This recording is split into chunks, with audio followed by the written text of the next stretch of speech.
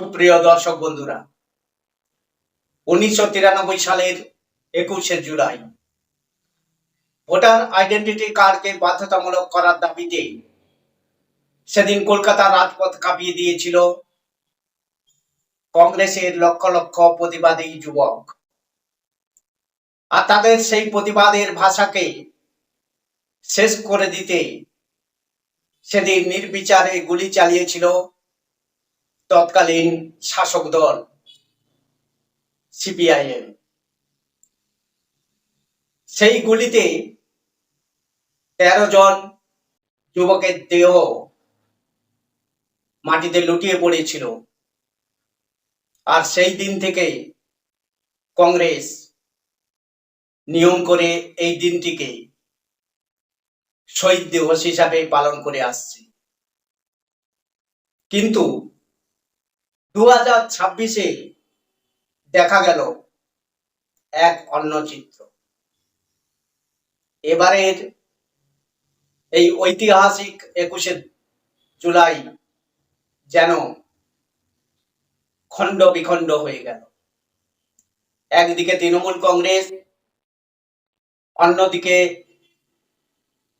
তৃণমূল কংগ্রেসের বিক্ষুব্ধ গোষ্ঠী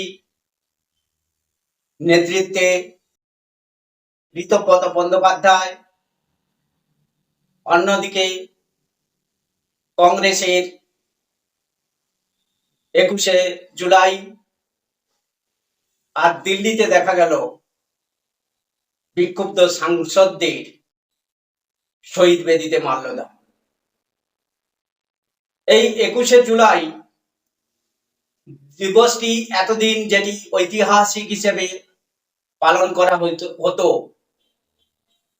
এবারে যেন সেই 21শে জুলাই ব্যতিক্রমী শহীদ দিবসে পর্যবসিত হলো।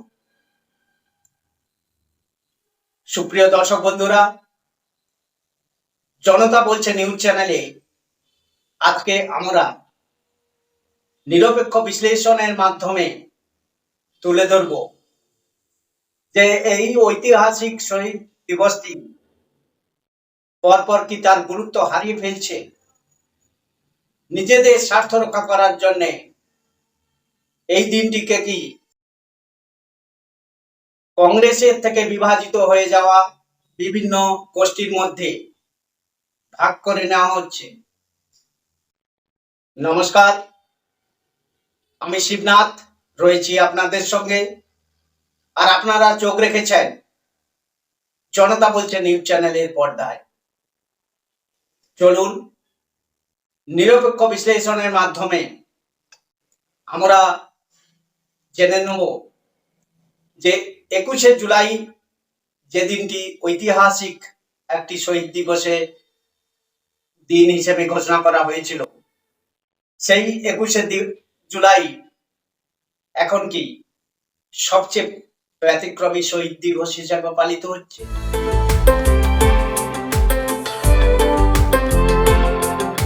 সুপ্রিয় দর্শক বন্ধুরা, ফিরে আসলাম একটি ছোট্ট বিরতি নিয়ে।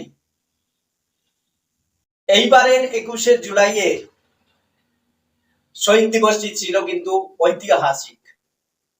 একদিকে মমতা বন্দ্যোপাধ্যায় পালন করছেন শহীদ দিবস, অন্যদিকে নব তৃণমূলের পক্ষ থেকে পালন করা হয়েছে শহীদ দিবস, অন্যদিকে কংগ্রেসের পক্ষ থেকে শহীদ মিনারে পালন করা হয়েছে এই শহীদ দিবস। আবার তৃণমূলের বিক্ষুব্ধ 20 জন সাংসদ দিল্লিতে শহীদ বেদিতে মাল্যদান করেছেন।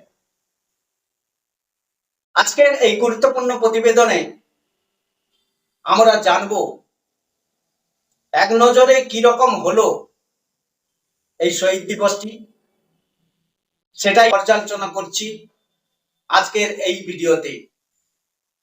ভিক্টোরিয়ার সামনে তৃণমূলের যে শহীদ দিবসটি পালন করা হয়েছে, সেখানে কিন্তু মঞ্চ এবারে নক্ষত্র খচিত ছিল না। 20 জন এমপি তৃণমূলকে ছেড়ে চলে গেছে। বিক্ষুব্ধ এমএলএরা মেয়র রোডে পালন করছেন তাদের শহীদ দিবস। মঞ্চে দেখা গেছে কেবলমাত্র তৃণমূল কংগ্রেসের নেত্রী মমতা বন্দ্যোপাধ্যায় এবং তার ভাইপো অভিষেক ব্যানার্জিকে। সঙ্গে ছিলেন অবশ্য কুণাল ঘোষ এবং কল্যাণ বন্দ্যোপাধ্যায়ের মতো এমএলএ এমপিরা। তবে জনসমাগম খুব একটা কম হয়নি, জনসমাগম ভালো হয়েছে এবং নবতৃণমূল ও কংগ্রেসকে জনসমাগমের পক্ষ থেকে কিন্তু টেক্কা দিতে পেরেছে এই তৃণমূল কংগ্রেস। বিভিন্ন রাজনৈতিক ও সাংগঠনিক বিষয় নিয়ে বক্তব্য রেখেছেন মমতা ব্যানার্জি। কর্মীদের উপস্থিতি ছিল উল্লেখযোগ্য। অন্যদিকে নবতৃণমূলও আলাদা কর্মসূচি পালন করেছে মেয়র রোডে। সেখানে তারা নিজেদের অবস্থান তুলে ধরেছে। তাদের বক্তব্যে উঠে এসেছে দলীয় সংস্কার, সংগঠনের ভবিষ্যৎ এবং বর্তমান নেতৃত্বের সমালোচনা। ফলে একই দিনে তৃণমূলের দুই ভিন্ন রাজনৈতিক অবস্থান মানুষের সামনে স্পষ্ট হয়ে ওঠে। অন্যদিকে কংগ্রেসও 21শে জুলাইকে কেন্দ্র করে নিজেদের মতো করে কর্মসূচি পালন করেছে। তাদের কর্মসূচি হয়েছে শহীদ মিনারে। তাদের দাবি, এই দিনের ইতিহাস শুধু একটি দলের নয়, গণতান্ত্রিক আন্দোলনের বৃহত্তম প্রেক্ষাপটে শহীদদের স্মরণ করা উচিত। সেই বার্তাই তারা তুলে ধরার চেষ্টা করেছে। সবচেয়ে বেশি আলোচনায় ছিল দিল্লির কর্মসূচি। তৃণমূলের বিক্ষুব্ধ 20 জন সাংসদ রাজধানীতে পৃথকভাবে শহীদ বেদিতে মাল্যদানের মাধ্যমে তারা শহীদ দিবসটি পালন করেন। তবে তাদের পাশে 20 জন মানুষও ছিলেন না। এই কর্মসূচি রাজনৈতিক মহলে নতুন করে নানা প্রশ্নের জন্ম দিয়েছে। দলের আভ্যন্তরীণ পরিস্থিতি এবং ভবিষ্যতে সমীকরণ নিয়ে জল্পনা আরো বেড়েছে। সব মিলিয়ে এক নজরে বলা যায়, এবারের 21শে জুলাই একেবারেই অন্যরকম। একই দিনে একাধিক মঞ্চ, একাধিক কর্মসূচি ও ভিন্ন ভিন্ন রাজনৈতিক বার্তা, সব মিলিয়ে এটি পশ্চিমবঙ্গের রাজনীতিতে একটি গুরুত্বপূর্ণ দিন হিসেবে চিহ্নিত হয়ে থাকবে। তবে কোন কর্মসূচিতে জনসমাগম বেশি ছিল? আমরা কিন্তু নিঃসন্দেহে বলবো, মমতা ব্যানার্জির ঘোষিত কর্মসূচিতে জনসমাগম অনেক বেশি ছিল কংগ্রেস এবং নবতৃণমূলের তুলনায়।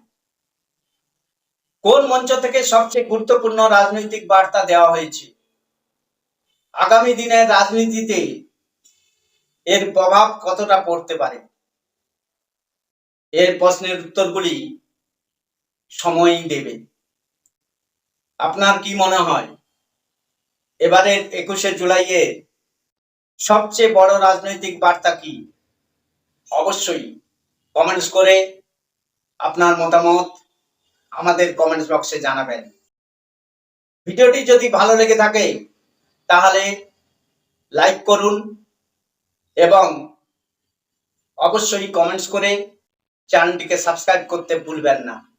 কারণ এমনই নিরপেক্ষ রাজনৈতিক বিশ্লেষণ পেতে আমাদের চ্যানেলটি সাবস্ক্রাইব করে আপনার সঙ্গে রাখুন। ভালো থাকুন, সুস্থ থাকুন। আবার দেখা হবে পরবর্তী ভিডিওতে। নমস্কার।